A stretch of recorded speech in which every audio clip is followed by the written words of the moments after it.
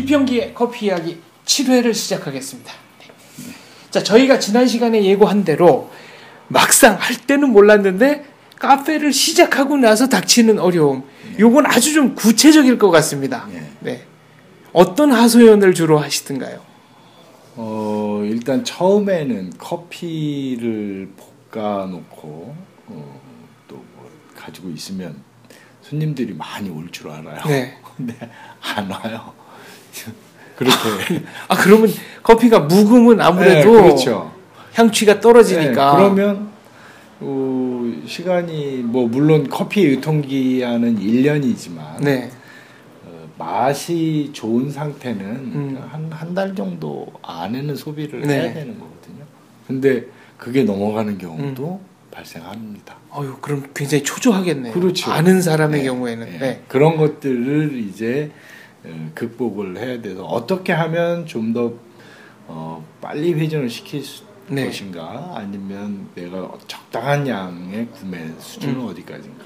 근데 또 구매라는 게 모든 구매가 그렇죠. 많이 구매했을 때 네. 싸지는 건데 네. 소량 구매를 하면 그러니까 단가가 비싸니까 비싸지는 네. 거죠. 그러니까 처음에 구매를 할 때 이제 그러한 애로사항들이 생겨요. 그러니까 그런 것도 계산을 해야 하고, 하나부터 열까지 다 예측하지 못한 것들이 많이 나옵니다. 갑자기 일회용 종이컵을 구매를 했는데 값이 그거 한 10원 정도 싸다고 해서 구매했는데 네. 막 새는 거예요. 네. 그래서 제품의 품질을 테스트도 해봐야 되는 거고요. 그리고 이런 일회용 컵이 네. 이게 규격이 회사마다 좀 달라요. 그래서 이 뚜껑하고 네. 이 이게 컵하고 안 안 맞는군요. 맞는 경우도 생깁니다. 그래서 이런 걸 바꿀 때 그런 것도 구매를 해야 되고. 그러니까 뚜껑하고 컵을 사놨는데 이 컵을 A 제품에서 B사 제품으로 바꿀 때 이 뚜껑하고가 규격이 안 맞는다. 네, 그런 경우도 난감하겠네요. 네, 그러면. 그러니까 그런 것들을 다 확인해야 되고, 네.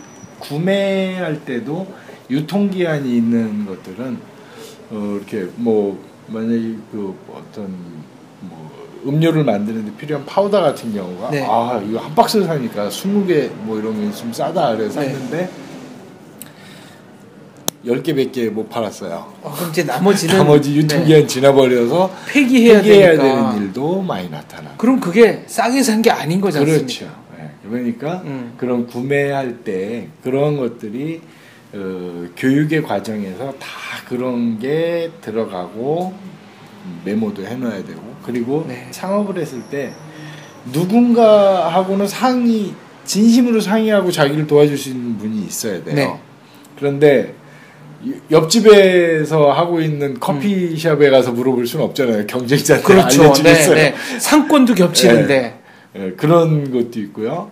그러니까 이제 또 가게를 처음 열면 하다못해 우리 포스기라고 합니다. 네. 이 계산을 해주는 그런 컴퓨터에 있는 거, 이런 거를 과다하게 지출해서 산다든가. 프로그램 비용을. 그런 거 너무 비싼 걸 산 경우도 있고요. 또 중고만 자꾸 찾다 보니까 쓸만하지 못한 중고를 사는 경우도 상당히 많습니다. 그래서 그런 것들이 중고를 선택해도 괜찮은 것이 있고 아닌 것도 있는 거고, 이런 꼼꼼히 찾아봐야 되고요. 그리고 뭐 전광판 같은 우리 가게를 알리는 이제 들어가는 전광판 같은 거, 가게를 탁 오픈하고 나면 그게 없으면 지나가는 왠지 잘 눈에 안 띌 것 같고 그렇게 생각이 되잖아요. 그러면 그런 거 영업하러 다니는 사람이 탁 나타나가지고 막 거기서 이렇게 보여주고 그래요. 그러면 구매를 하게 되겠죠. 눈앞에서 시연하면은 아무래도 마음이 흔들리겠죠. 그래서 구매를 해서 딱 걸어놨는데 뭐 얼마 지났는데 아프터 서비스가 안 되는 거예요. 그 판 사람도 안 나타나고, 이런 것들이 품목이나 이런 거에서 굉장히 많습니다. 그러니까 그것도 그러니까 잘 알아보고 그렇죠. 제대로 된 데서 이제 구입을 해야 되는 거군요. 그게 훨씬 오히려 싸게 적당하게 구매를 한 게 싼 경우가 많은데, 막 지금 우선 내 예산 때문에 너무 싼 거 하다 보니까 오히려 이상한 걸 구매하는 경우도 있고요. 그리고 카페를 처음 하면 이제 무슨 인터넷에 네. 뭐 앱을 뭘 만들어주겠다, 뭐 하겠다, 광고성 이런 것들이 오는데 제대로 된 업체가 아닌 경우가 굉장히 많습니다. 의외로. 예, 네. 홍보는 별로 뭐 그렇게 되지도 않으면서 오히려 이미 돈은 네. 다 낸 거예요. 그래서 그런 것들, 그런 피해도 굉장히 많고요. 그래서 뭔가 하나를 할 때 자기가 이렇게 만약에 저희 카페 같으면 저희 매장에서 1년이고 2년이고 이렇게 매니저로 일했던 친구들은 나가서 그런 건 안 당해야겠죠. 계속 봤으니까. 제가 지금 얘기를 듣다 보니까 불안하면 당한다, 잘 모르면 당한다 이런 생각이 드네요. 그렇죠. 그리고 그거를 상의할 수 있는 사람이 있어야 돼요. 그리고 커피에 대해서 계속 함께 네. 이렇게 이야기를 나눠봐야 돼요. 안 그러면 자기만의 고집에 빠져버리는 거예요. 그리고 커피의 트렌드가 이렇게 변하고 있는데 바쁘게 계속 이러다 보니까 못 보는 겁니다. 아, 그 트렌드를 못 쫓아가는 거네요. 트렌드가 예를 들면은 어떻게 바뀌었습니까? 그러니까 일단은 커피를 원두 커피를 내려 마시는 경우는 굉장히 많아졌고요. 네. 그리고 이제 고급 커피로 변해 가고요. 아, 지금 취향이요. 네, 네. 취향이 커피에 있어서는 고급으로 가고. 근데 커피숍을 한다고 해서 항상 커피만 팔 수는 없어요. 네. 그 커피를 좋아하지 않는 손님들도 다 같이 와서 뭔가를 먹을 수 있는 것들도 팔아야 돼요. 그 트렌드는 정말로 해마다 바뀝니다. 아, 그러니까 어떤 땐 코코아, 어떤 땐 국산차, 그렇죠. 뭐, 네. 네. 그러니까 지금 뭐 작년 같은 경우에 팥빙수, 네. 빙수가 막 유행하고 그 전에는 버블티 같은 네. 거. 안에 뭐 이렇게 쫀득쫀득한 뭐 들어있는 그런 거 네. 있는 거. 이게 유행을 타면서 들어오는데 가장 유행을 안 타면서 꾸준히 가는 거는 역시 커피고. 네. 근데 그때 적절한 그 트렌드들을 그 변화한 트렌드를 익혀야 되는 거고 뭐가 있을지 익히면 됩니다. 근데 네. 아주 좋은 선생님이 계세요. 아, 어떤 분입니까? 스타벅스입니다. 아, 저 같은 경우에는 저는 스타벅스 굉장히 좋아해요. 아, 커피를 네. 네. 스타벅스에 가면 네. 그 광고 기업 업체 알리는 이런 것도 있고요. 그걸 보면 이제 유행하는 게 뭐겠구나. 아, 유행의 지표를 미리 알려주는군요. 아무래도 그렇죠. 대량 소비가 네. 되니까. 그러니까 거기에서는 네. 계속 그걸 전문적으로 연구하는 연구원들이 굉장히 많이 있는 네. 기업입니다. 그래서 내년도에 뭔가를 유행시키고 싶어하는 것들을 자기들이 만들어내요.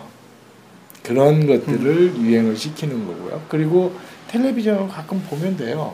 뭐 무슨 특공대, 네. 뭐 이런 거에 보면 네, 뭐 예능 프로그램. 그렇죠. 네. 그런 거 막 이렇게 보면 뭔가 이렇게 유행하는 것들이 보여요. 그러면 그거를 할 건지 말 건지 결정을 하고 이게 뭐 빙수를 하나 하겠다고 하는데 빙수기 하나에 뭐 700만 원, 800만 원 그러면 그걸 뭐 어떻게 입자를 부드럽게 가는 빙수기는 뭐 1,500만 원이라고 네. 그러던데요. 네. 빙수기 막 그렇게 네. 이제 나오는 빙수기들이 있어요.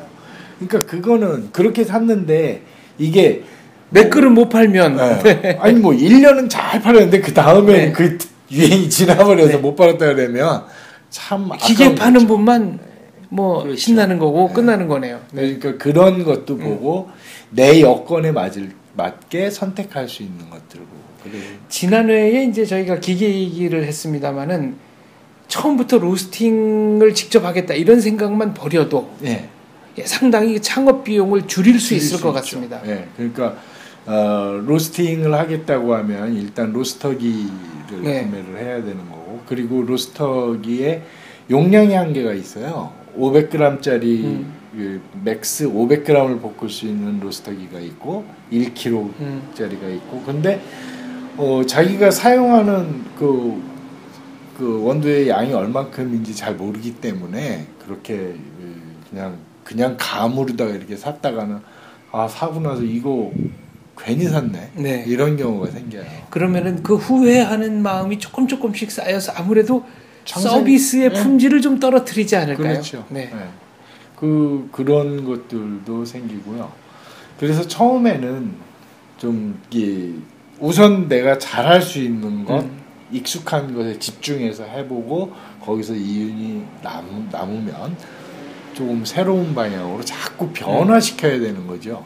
그래서 커피숍이 그냥 커피만 파는 가게로 계속 그 수익을 창출할 수 있다고 보지는 않아요. 뭔가 이렇게 변화를 계속 해가야 되는 거죠. 지금 파는 거는 뭐 문화적인 걸 같이 팔아야 된다 이런 말씀이십니까? 아니면은 커피 말고 사이드 메뉴 말씀을 하시는 겁니까? 팔 수 있는 거는 잠자리라도 잡아다 팔아야죠.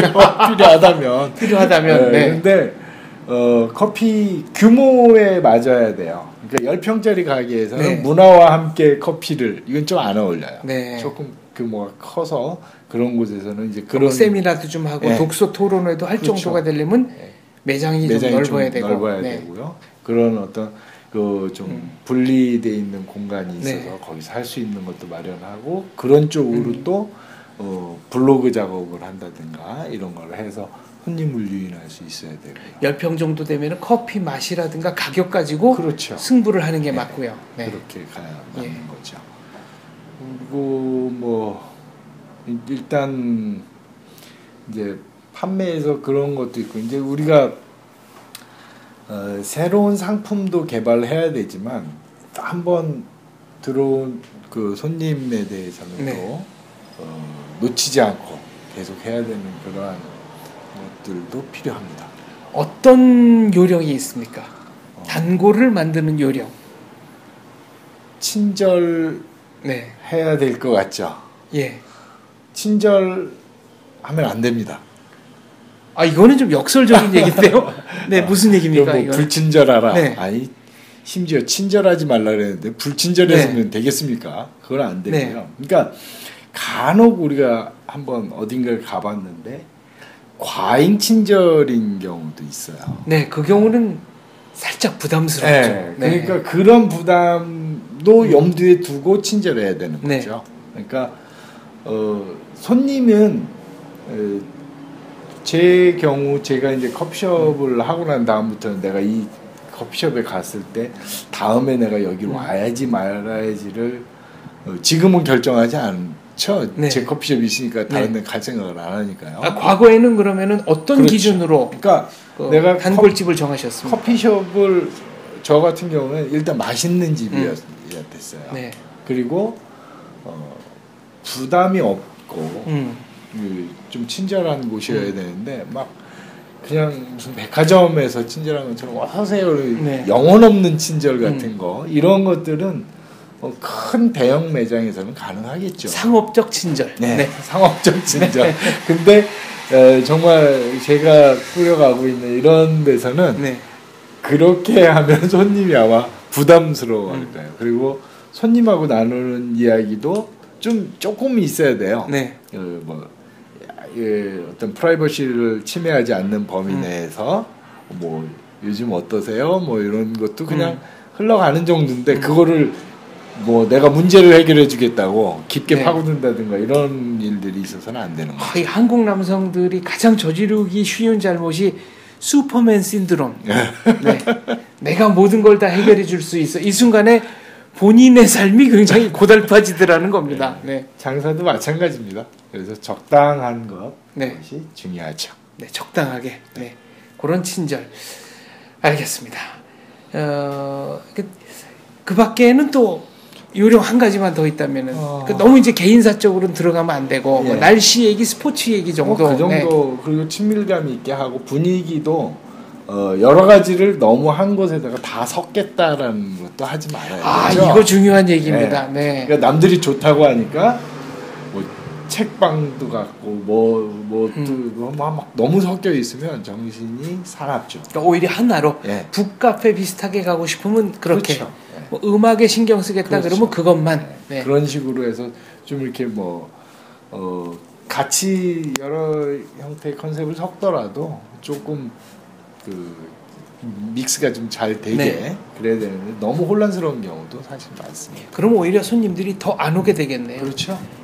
소수의 매니아, 확실한 매니아를 공략하는 것이 더 좋은 세일즈 방법이다 이런 얘기네요. 그러니까 손님은 다양할 수 있어요. 그러니까 어떤 분은 커피가 맛있어서 오는 분이 있고요. 어떤 분은 커피하고 상관없이 주인이 참 좋아서 오는 분도 있고요. 어떤 분은 자기 앉아 뭐 작업을 하기에 좋은 그런 공간이 좋아서 오는 분도 있으니까 그런 것들을 포기할 수 있는 부분은 포기하되 많이 충족은 시켜야 네. 되지만 전부 충족시키겠다고 하다간 오히려 이것도 저것도 아닌 경우가 생기죠. 제가 옛날에 학생들한테 어떻게 하면 좋은 시나리오, 좋은 희곡을 쓸 수 있는가 어떤 분이 들려주셔서 그대로 써먹었더니 굉장히 히트친 말이 있습니다. 작품을 완성해 놓고 정말 이 문장만은 뺄 수 없다고 생각하는 문장을 10개만 빼라. 그러면 좋은 희곡이 된다. 이런 얘기였습니다. 카페도 뭐 그 비슷한 게 좀 그렇죠. 필요하겠네요. 예. 네. 좀 과한 것 같아요. 요즘이. 네. 예. 그런 부분 조금 줄일 수 있는 부분을 줄여보자라는 생각입니다. 알겠습니다. 줄일 수 있는 건 줄이고 덜어낼 수 있는 것은 덜어냈을 때 정말 커피를 즐길 수 있는 아주 기분 좋은 환경을 가진 카페가 차려진다. 이런 얘기네요. 네. 알겠습니다.